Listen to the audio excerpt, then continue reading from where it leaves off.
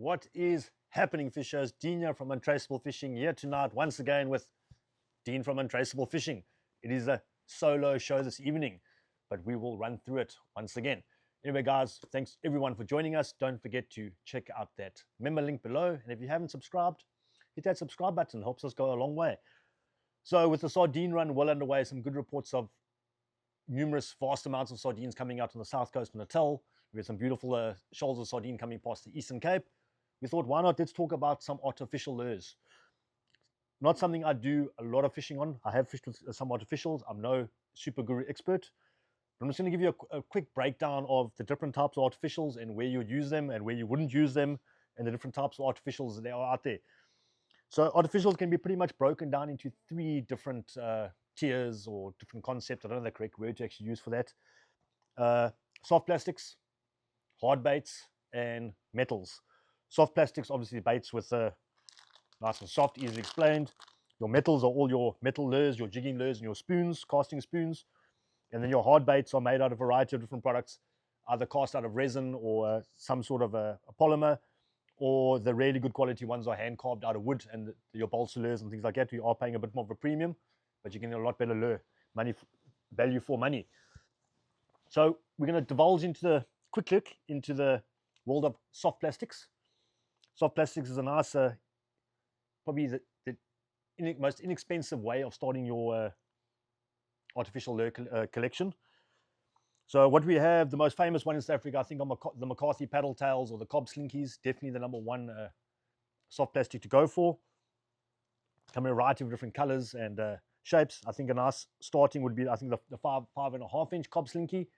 And a lot of guys, what color are you going to use for what conditions? I think there's a big debate about how it's going. I think a lot of guys actually just overthink it.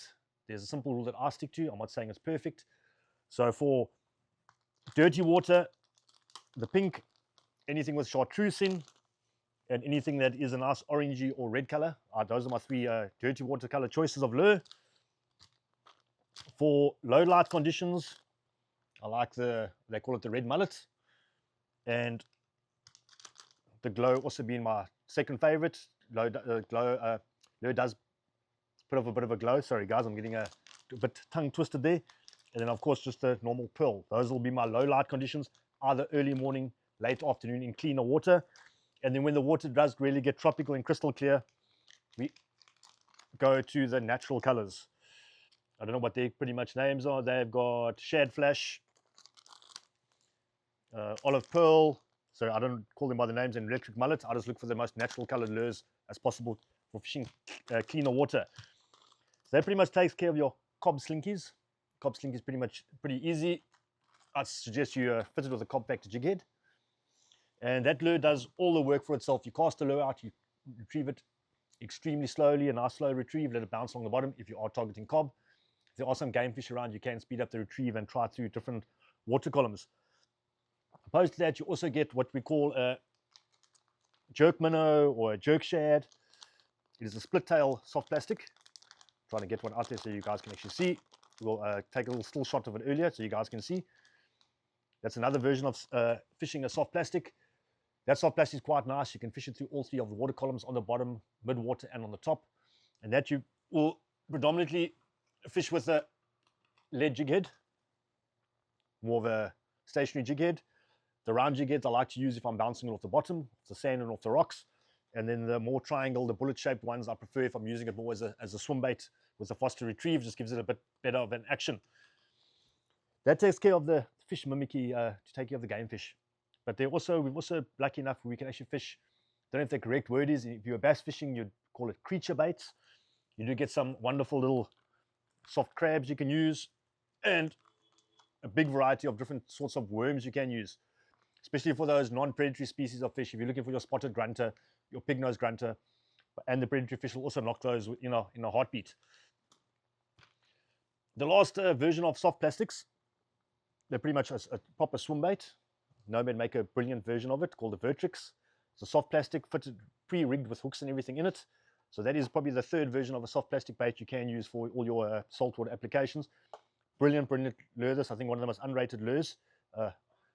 Is a high-end lure and something I think everyone should have in their tackle box. I wouldn't go throwing this off the rocks at the price, but if you've got a boat and got some nice conditions to fish in, I'd definitely give the Vertrix a try. So take care of soft plastics. What I'll also put into the soft plastic category, although it's not really soft, is just what we call feathers. So if you guys have done some deep sea fishing, sabikis, whatever you want to call them, beautiful for catching all your bait fish, your small bonnies, your mackerel, and any other sort of bait fish you want to catch out there. And then there's a bit of we get the crossover. So you got the next thing, now we're going from soft plastics, all the soft stuff's out the way, moving on to the hard baits. But then the bucktails jump in the mix now. Is the bucktail a hard bait or a soft bait? It's got a nice lead head on it, so it's a hard bait, but the back of the lure is soft, so it is a soft bait. So it's a bit of a crossover, a bit of a hybrid, whatever you want to call it. I classify them as a hard bait because of the lead head in the front. Bucktail come in various different shapes and sizes. Very, very versatile lure, and they don't break the bank.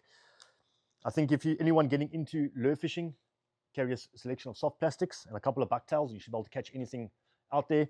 I suggest bucktails carry a few different colors and a few different sizes, but a very nice lure to get going with, especially off the sand and things. They do tend to get hooked up a bit in the bricks, but another beautiful lure to get going into there. So the hybrid's out the way now. It's getting a bit confusing here now, I know, guys. Let's look at what we classify as metals. So metals is, most of you guys have grown up throwing a spoon, common spoon, T28, all the fancy numbers they've got. So that's pretty much what we'll classify as a metal. Easy enough to describe. It's a bait made out of metal. It's polished up to give it a nice shine to mimic a bait fish. Also come in a variety of different shapes, sizes. Over the years they've progressed. There are so many different shapes and sizes for different retrievals. We're not going to go through all the retrievals on tonight. I'm just giving you an introduction into the different types of lures available out there. And I also think a staple for every tackle box, especially now with the sardine season coming, a spoon is going to get you a long way. You can get miles in your casts, easy lure to retrieve. You don't need any special pulling or twitching skills. Pretty much reel it in at a certain speed. You'll feel that wobble come in the tip of your rod and you'll know you're retrieving that lure correctly. Silver chrome finish being the #1 choice. Bronze is another excellent choice, especially if the water is a bit off color and tea stained. You do get a bit of a better reflection of the bronze in that sort of color water. And also a brilliant nighttime, if you are fishing at night. The bronze or copper lures or brass lures are nice to pull through the sand. Get a heavier lure, pull it through the sand. Cob won't leave it alone. Then over the years, the guys have come up with what they call casting spoons. Spoons more designed for distance casting, especially the guys up in the Telb where they really want to get over the back line, target the cooter, the mackerel, the game fish patrolling the back lines, the garrick. So Iron Candy and a lot of other companies out there have come up with what they call the cooter casting spoons, or whatever casting spoon they've come out with. A beautiful little spoon. This type of spoon is not just going to be reeled in. You're going to have to create a bit of action with your rod tip, pulling it through the water. Nice high rod tip, throw it out, keep your rod tip between 70 and 80 degrees, and a nice little twitch. And you're going to have to create your own action with the casting spoon. It's not designed to wobble and flash as it comes in, although some of them actually do, but I like to give it a nice little twitch as I'm bringing it through the surf zone. Moving on from there to hard baits. This is where it gets really intense, guys. Hard baits, there are lipped hard baits, unlipped hard baits, floating hard baits, sinking hard baits. So I'm just going to give you a quick perspective of the different types of hard baits you get out there. So starting off, commonly known as a plug. Most of the guys that are fishing for garrick out there and shad and yellowtail, they'll know what a plug is. So obviously you get a topwater plug, a cone shaped in a variety of different shapes and sizes, needle nose, a flat nose, and what they call a skinny. Now you're wondering yourself, why so many different shapes and sizes of the plugs? Well, size is pretty much going to come down to the species you are casting for or targeting, and the tackle you are using at the time. You can't be casting a 4-ounce plug on a 2-ounce rod. So just as a general rule, when it comes to shape, the cone is pretty much the #1 seller. It handles all conditions well. Doesn't do brilliantly in all conditions, but I think it's a good starter plug to have. The normal cone shape, nice rounded sides, gets a nice rolling action in the wave. It's nice and flat in the front, so it catches the water either side to create that rolling motion. Nice to use in seas that aren't super flat, but that aren't too choppy. So it's a bit of a midpoint lure. I think predominantly for most conditions, you'll get away with a standard cone plug. Just be careful when it comes to some cheaper imitations out there. Yes, you can get some really cheap plugs out there. They are not finished off as well as the better quality plugs on. The line hole in the front is a bit misaligned, and that's going to cause your plug not to swim. He's going to roll to the right a bit too much, and you're going to start getting tracking right or tracking left. So make sure you buy best quality plug you can afford. Other than that, next we have what they call the needle nose plug. This is the type of plug you're going to start fishing when the wind drops down a bit and the water starts calming down a bit. The needle nose plug being a bit more streamlined and longer, instead of rolling from side to side and also having the square edges, it's going to skip from side to side, so it's going to throw the back of the lure out, and then in that sort of motion. This is going to be fished at pretty much a slow to medium retrieval ratio. The needle nose can't be fished on a very fast retrieve. The lure is going to end up doing cartwheels and end up knotting you up. So flatter seas, where you can retrieve your lure at a bit of a slower pace, needle nose is a brilliant plug to fish after that. But for those times where the water is really flat, really clean, where you want a faster retrieval, remember game fish, the cleaner and flatter the water is, the faster you want that retrieval. You don't want to give them a chance of actually seeing it's a lure. You want to get them really excited and getting after that lure. I suggest using the skinny plug. This can be retrieved at extremely high retrieval rates, especially the guys targeting kuta and some of the mackerel species out there. You can wind this thing to the water. Being long and thinner, it's not going to flip over and fold over itself. It also gives a very erratic action in the flatter and cleaner water. And then for those days where the sea is really on its head and the wind is pumping, the flat nose plug is the ideal number one of choice. Also got a nice streamlined shape, so you're going to get the distance. That flat nose just allows the lure to grab the water better. So when you're winding that lure through the water, it grabs the water and holds the water better. For those of you who have thrown plugs out there, you'll know sometimes you make a long cast and the wind's blowing and it ends up rolling your plug or pulling your plug to the side just from the wind. The flat nose will hold up much better in those high wind conditions. So something to think about, the places you are fishing and what sort of plug you want to take with you. I like carrying one of each. I know it sounds like a bit of overkill. Choose your favorite color and then get one of each, and you will get better results fishing the right plug in the right conditions. There are some awesome videos online with proper experts talking about it. I'm no expert at this, on how to retrieve the plugs and the different ways to fish your different plugs. Moving on from plugs, we're going to move on to stick baits. Now, stick baits come in sinking stick baits, floating stick baits. An example of a floating stick bait, I've actually got a slow sinking stick bait here. That does come in the floating, is the Nomad Riptide. It does come in the floating as well. I actually grabbed the wrong one. Stick baits, it's a type of lure you're going to cast out. You're going to do big twitches on the lure, let it stationary, big twitches, do it stationary. The lure is going to skip along the surface. If it's a floating stick bait, do some erratic action, pause for a second, give it another twitch, pause for a second, or long twitches. There's a lot of different ways you can fish a stick bait. Then also we get the sinking stick bait. Sinking stick bait is also nice. It's going to be fished in a very similar manner. Either pitch pause, pitch pause, pitch pause, pitch pause, or you can rip it through the water and create a bit of chaos every now and again, or it can be flicked off the bottom, let you sink down to the bottom again, flicked up and let you sink off the bottom. So stick baits, floating and sinking, also something to think about. Obviously stick baits come in a variety of different shapes and sizes. Nomad Riptide, Rapala make their X-Wrap, which is something a bit of a different shape, and then that's just a version of a really big Riptide. Okay, moving on from there, that pretty much takes care of the unlipped hard plastics, except for the surface popper, surface plug, whatever you want to call it, the Chug Norrises of the world. I'm going to pop this one out the box here quickly. Hoping I hook myself with these super sharp lures. Hooks, I should say. So this is what we call a popper. This lure is designed to, when it's pulled to the surface on the top of the water, create an air bubble and spray a bit of water out, making an acoustic effect, which draws the fish up from the depths to come eat it. Surface plug is something definitely to look at. It's a lot of work fishing a surface plug. You'll see some of the better lure fishermen out there, especially overseas, New Zealand, Australia. They have 10 or 15 casts with a big surface plug and they move on to some lighter PE rated tackle. It's a lot of hard work, long casts, big pulls. It takes quite a bit of force to get that thing to pop properly to the water. But something definitely to look at, especially for the guys that are targeting your tuna, your big GTs, your big yellowtail and things like that. Something definitely to look at. Moving on from there, we're going to look at lipped hard baits. The lipped hard baits come in a variety of different sizes, shapes. Once again, we're just going to do a quick breakdown on it. Some of your lipped hard baits have nice long lips, some have short lips, wide lips, narrow lips. Big variation. The narrower the lip is, the less wobble the lure is going to have. The wider the lip is, the more of the wobble the lure is going to have. Some have rounded points, which are nice for pulling through water. You'll find some have flat points in the front. That's nice for bouncing off structure.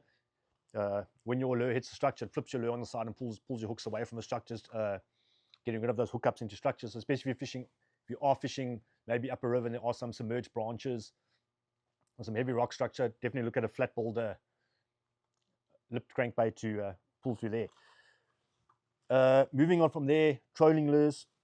Pretty much all your lipped lures work very well as trolling lures. Your trolling lures will have a bit of a deeper lip on them. Normally, the longer the lip, the deeper the lure is going to dive. It's going to just give more force on that lip to pull the lure down. And then the angle of the lip also plays a big importance. The longer and flatter it is, the deeper that lure is going to go. The shorter, the lures with a short fat lip are only going to dive about 1 meter, 1.5 meters, depending on that type of lure. And then the resistance is going to give up and the lure will just keep swimming. So play around with different lures and how they're swimming, different speeds. But any good lure will give you all the information on the back. It's going to give you your trolling speed, the action, everything else to help you pull that lure accordingly. Then we're going to jump back to pretty much the king of trolling lures. If you are targeting your marlin out there, your sailfish out there, some really big tuna, what the guys, pulsators, what the guys do pull behind their boats.